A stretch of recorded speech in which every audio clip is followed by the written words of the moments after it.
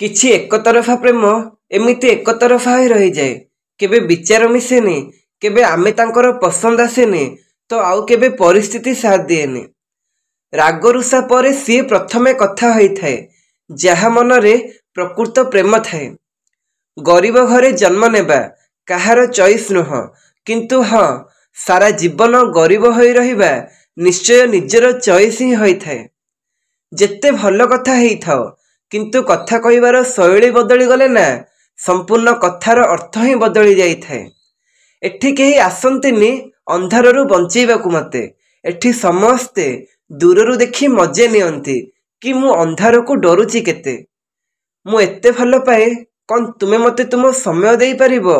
ଯଦି ଦେଇପାରିବ, ତେବେ ଭବିଷ୍ୟତର ସ୍ୱପ୍ନ ଦେଖ, ନହେଲେ ଏବେଠାରୁ କହିଦିଅ, କାରଣ କେବଳ ତୁମ ଖୁସି ପାଇଁ ମୁଁ ବାପାଙ୍କ ସ୍ୱପ୍ନକୁ ଭବିଷ୍ୟତରେ ଭାଙ୍ଗିବାକୁ ଚାହୁଁନି। ଏହା ସତ କି କାହାକୁ ହରେଇ ଦେଲେ ଜୀବନ ସରିଯାଏନି, କିନ୍ତୁ କାହାକୁ ପାଇକି ପୁଣି ହଜେଇ ଦେଲେ ଆଉ ହରେଇବାକୁ କିଛି ବଞ୍ଚେନି। ଏଇ ଦୁନିଆରେ ଅନେକ ସମ୍ପର୍କର କିଛି ନାଁ ଦେଇ ହୁଏନି, ଆଉ କିଛି ଏମିତି ସମ୍ପର୍କ ବାସ୍ କେବଳ ନାଁକୁ ହିଁ ଥାଏ।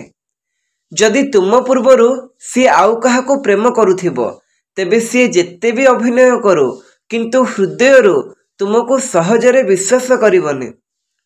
ଅନ୍ୟ ସହିତ କେବେ ବି ନିଜକୁ ତୁଳନା କର ନାହିଁ, କାରଣ ତୁମେ ଯେମିତି ବି ଅଛ, ବାସ୍ ଅନ୍ୟମାନଙ୍କ ଠାରୁ ଅଲଗା ଅଛ।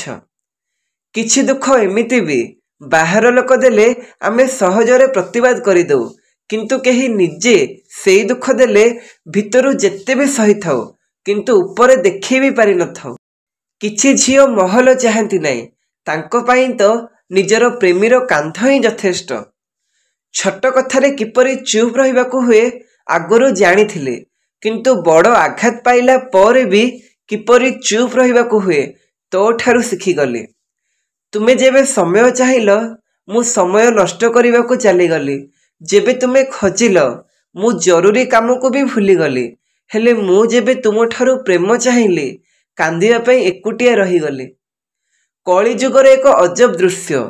ବୁଢ଼ୀ ମା ପାଇଁ ଘରେ ଜାଗା ନାହିଁ, କିନ୍ତୁ ପୋଷା କୁକୁର ପାଇଁ ସ୍ୱତନ୍ତ୍ର ରୁମ୍ ଅଛି।